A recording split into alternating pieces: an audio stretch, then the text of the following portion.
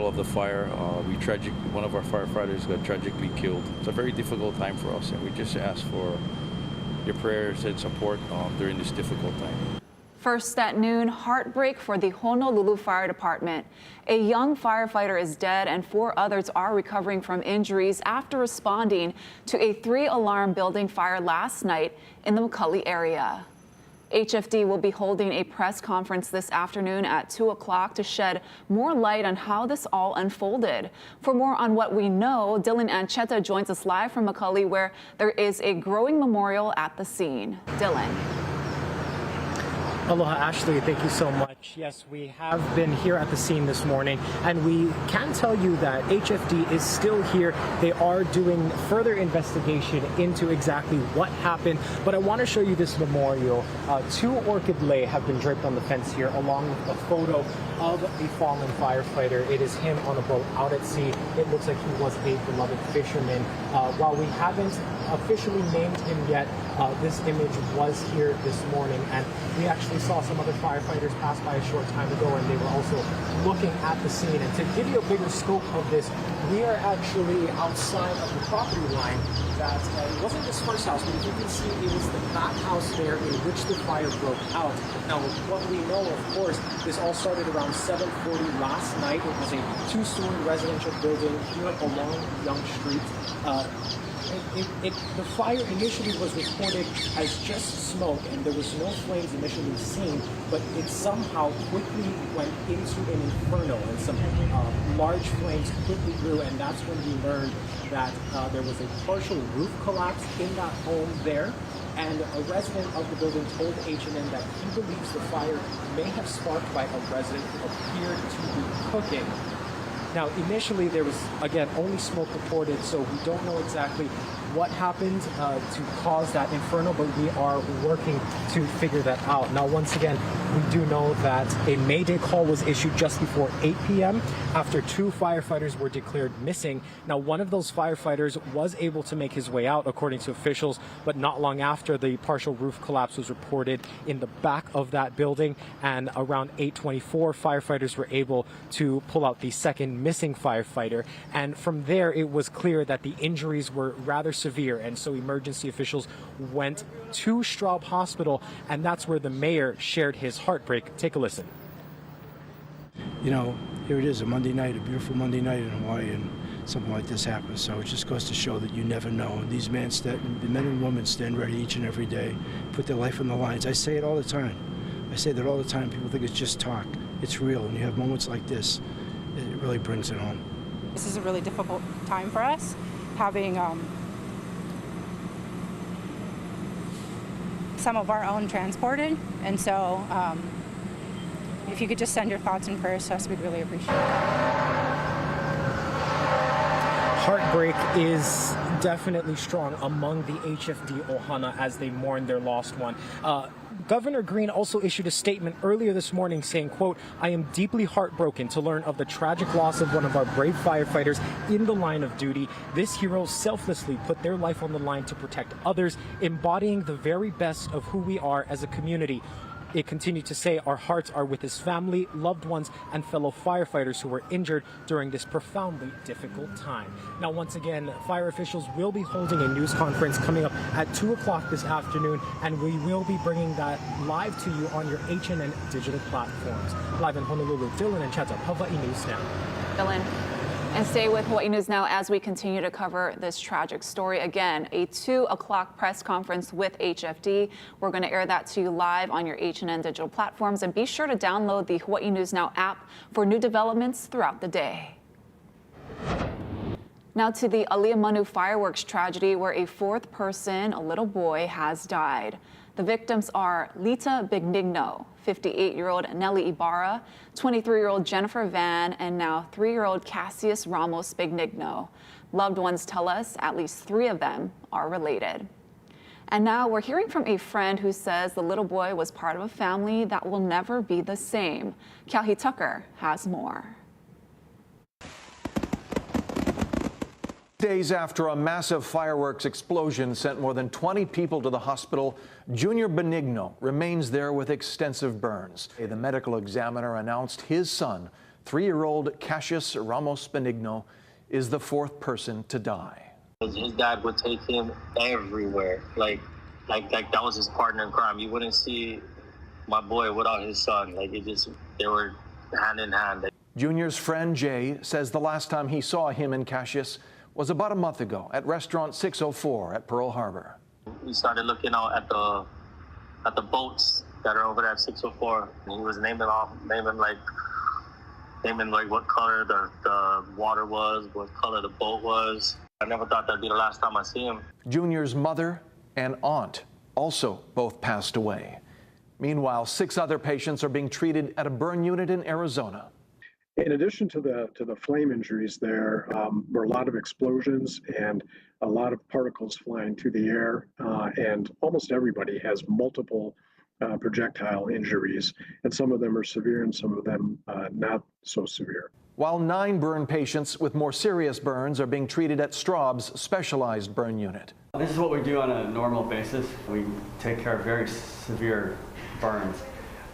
What's different, of course, is the sheer number. The most severe and complex, patients are here at the Straub Benioff Medical Center burn unit.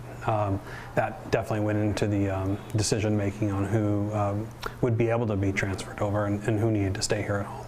The hospital says the patients will stay there for as long as they need to, and their unit is ready for long-term care. Throughout it all, the community's been weighing in. Some comments online offering thoughts and prayers, others blaming the families for being at the party with illegal fireworks. Even Hawaii's governor says manslaughter charges may need to be looked at. That's talk Jay says is inappropriate, while his friend remains in the hospital.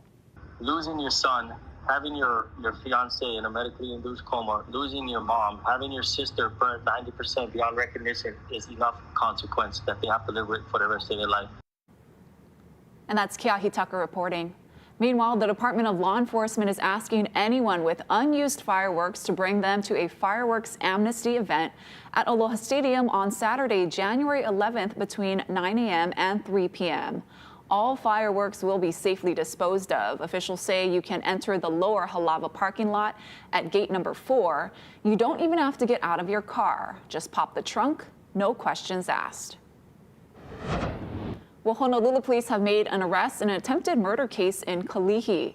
It happened back on December 27th. That's when a 33-year-old man was critically hurt after he was allegedly set on fire while sleeping in a car on Awiki Street. He suffered serious burns. Police have been looking for 3 suspects. They caught up with one of them near Sand Island Access Road last night just before 10. Charges are pending against the 35-year-old. And a 28-year-old man is in custody for a suspected carjacking in the Waikiki area. Sunday morning at around 11 a.m., police say the suspect took items from inside a 64-year-old man's vehicle, and when the man confronted the suspect took out a gun. He ran away and then allegedly threatened a 70-year-old woman before taking her car. The suspect and the vehicle was found about 2 hours later. Charges are pending. Happening now, state lawmakers held a briefing on the proposed site for the new Oahu landfill. Now they're discussing the potential impacts of putting it above an aquifer in Wahiawa. There are presentations by Honolulu's Department of Environmental Services and the Board of Water Supply. Both of these components, the plastic liner and the clay liner, are impermeable to water. The required liner is really 2 liners. It's a liner system, but we're proposing to do 2 sets of those. So that's shown in this picture. And so basically, you got these 6 pieces here now. Just using the concept that water flows from higher elevation to a lower elevation based on gravity, that there's a natural flow gradient as indicated by the arrows, the blue arrows on this map, that if it were to, leachate were to somehow leak from this landfill, it might head toward the Wailua, Haleiwa area and impact the aquifer down there. We're going to have more on this story, plus questions from lawmakers coming up on later editions of Hawaii News Now. Happening today, Queens Medical Center officials are set to sit down with the Hawaii Nurses Association in hopes of resolving their issues. Now, nurses there have already voted in favor of a strike over what they deem as unfair labor practices. They've been working without a contract since last July, and the dates for a potential strike have not been set. Meanwhile, a deal is now in place between nurses and the Maui Medical Center. Union leaders say it's a 4-year contract with a minimum 21% raise for members. Some will actually see more, with some lower paid workers getting nearly a 50% bump. The contract also secures enforceable staffing ratios. Maui Health is going to have to answer for unsafe staffing or short staffing. And we have a plan to hold them accountable and to help us devise a plan to retain staff and provide safe, adequate care. The contract was made with Maui Health, an affiliate of Kaiser Permanente, and employees at Maui Memorial Medical Center, Kula Hospital, and Lanai Community Hospital. About 2 months ago, hundreds of healthcare workers walked out of Maui Memorial Medical Center in Wailuku and onto the picket line. A second strike was looming before this deal was made. Investigators are learning new details about the terrorist attack in New Orleans and the suspect's plan to detonate explosives, along with driving a rented pickup truck into a crowd on Bourbon Street. NBC News obtained a photo of one of the IED devices found in New Orleans. The device, contained in a cooler, shows rolls of nails along with other bomb components. Questions have been raised about the city's security protocol after it failed to deploy anti-vehicle barriers that had been owned for years. Other barriers had recently been removed because they were not working properly and needed to be replaced.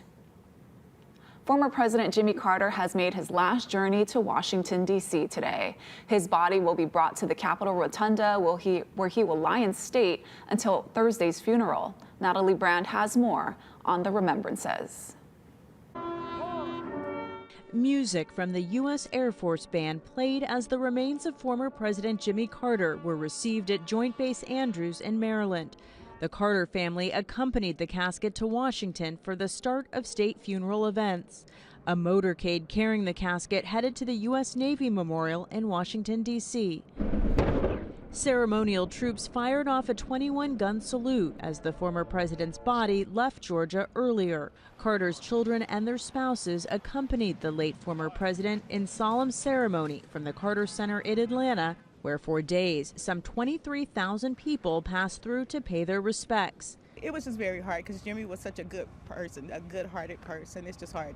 One mourner made her own tribute. This is a world of thanks to President Jimmy Carter, humanitarian, justice seeker, farmer, father, grandfather. In Washington, Carter will be remembered most especially as the 39th U.S. president. Republican Congressman Mark Alford of Missouri took this video of preparations at the Capitol Rotunda. The former president will lie in state there until his state funeral on Thursday. I feel like this is an opportunity for change while he's resting right now. Many more will have the opportunity for that reflection as the country spends the next few days honoring Carter's legacy. Natalie Brand, CBS News, Washington.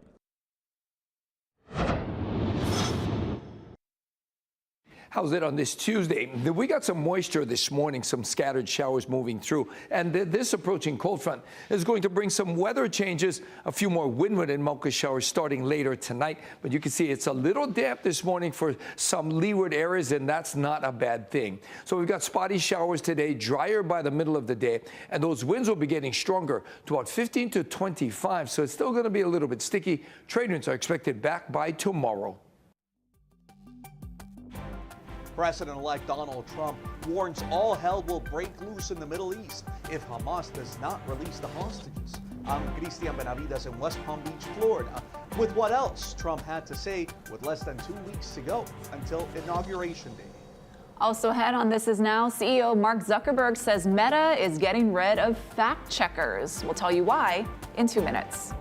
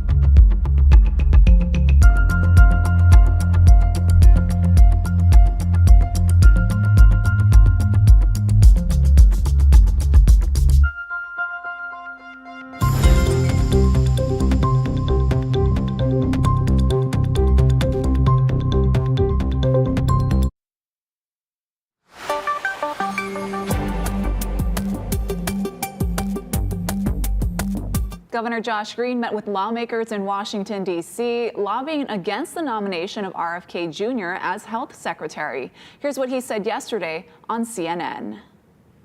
This gentleman has no experience as a public health official whatsoever, no training. He's not a healthcare provider, and we crossed paths in the past over a tragedy that occurred in Samoa, near my state of Hawaii. And RFK Jr. has really given me pause about what he might do. He could actually damage the health of our nation terribly if he behaves like he did in Samoa. Now, during the 2019 measles outbreak in Samoa, RFK Jr. discouraged people from getting vaccinated and 83 people died. Governor Green says if RFK Jr. is confirmed, vaccination rates in the U.S. could dip, leading to dangerous outbreaks. Meanwhile, President-elect Donald Trump says he will revoke an offshore oil and gas drilling ban announced by President Biden. The comments came during a wide-ranging news conference at Mar-a-Lago. Christian Benavides reports from West Palm Beach, Florida. President-elect Donald Trump railed against President Biden's ban on new offshore oil and gas drilling developments. I will reverse it immediately. It'll be done immediately. And we will drill, baby, drill. Speaking Tuesday, with less than 2 weeks to go until he takes office, Trump also refused to rule out the use of military force to take control of the Panama Canal and Greenland, where a delegation of aides, including his son, Donald Trump Jr., is visiting. We need them for economic security. Greenland's government says it is not for sale. When it came to the remaining hostages Hamas took from Israel, including several Americans, the president-elect did not mince words.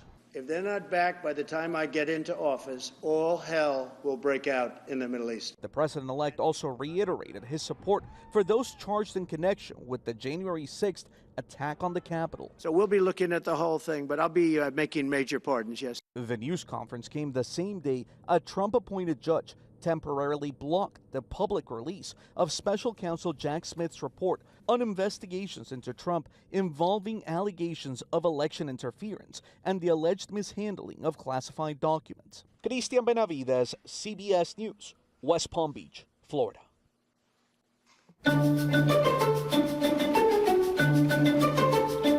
Meta founder Mark Zuckerberg has announced sweeping changes to how his company moderates content on its social media platforms like Facebook and Instagram. Zuckerberg says Meta will eliminate independent fact checkers in the U.S. and replace them with a user-based community notes system similar to X, and will remove restrictions on topics like terrorism, drugs, and child exploitation. He says Facebook and Instagram are at a point where there are too many mistakes and too much censorship from biased fact checkers. Really putting the onus now on the users to identify what content needs more context, what content is more nuanced, needs another point of view. And they're going to be really focused on removing illegal content, pornographic content, things like that, that there's always that concern around safety. Zuckerberg said the changes are coming in part because of political events, including President-elect Trump's victory. He said he plans to work with the president-elect to oppose censorship pressures. Well, let's take a look outside with our tower cam on this Aloha Tuesday. Guy Hagi has your full forecast in 2 minutes.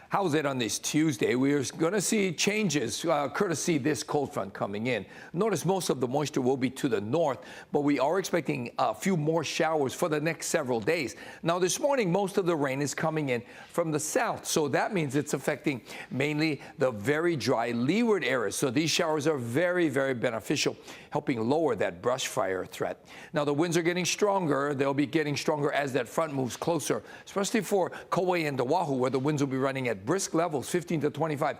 Out of the south and southwest, that means it's going to be a little bit sticky. Now, trade winds will come back in statewide by tomorrow as that cold front drops in. So this is what we've got today. Spotty showers out there moving through from time to time, basically throughout the day, mainly in the morning, but there will still be some stray showers throughout the day. And those winds will be getting stronger by this afternoon. Again, mainly for Kauai and Oahu, we'll see slower winds from Maui County and Hawaii Island. Now, statewide, we've got a high surf warning posted for north and west shores. We got another big boost in the surf coming today, with another bigger swell coming on Thursday. Now, this is life-threatening. It's dangerous out there. It's going to be dangerous basically for the rest of the week. Even South Shore is going to pick up some of that energy, plus you add the wind swell coming in today. So for the next 7 days, the weather's going to be changing, right? We've got these southwesterly winds coming in today, and as that cold front drops in, trade winds take over. Now, they'll be a little bit breezy tomorrow, but they'll ease up and they'll run at fairly slow speeds for the next several days, although Saturday we got an uptick in those wind speeds. We're not talking about a lot of rain, but we will see a return to those overnight and early morning windward showers starting tomorrow. So we're going to see those scattered showers from time to time. But again, we're not expecting a lot of rain. Now, we've highlighted in red tomorrow through Thursday as well because of the extra large surf. Surf's going to start to mellow out as we head into the weekend, and we'll still have some breezy winds on Sunday, but overall the weather's going to be pretty nice and stable from Friday on. Thank you so much, Guy. Well, a giant tuna the size of a motorcycle fetches more than $1 million at a fish auction in Japan. A closer look at the massive catch just ahead.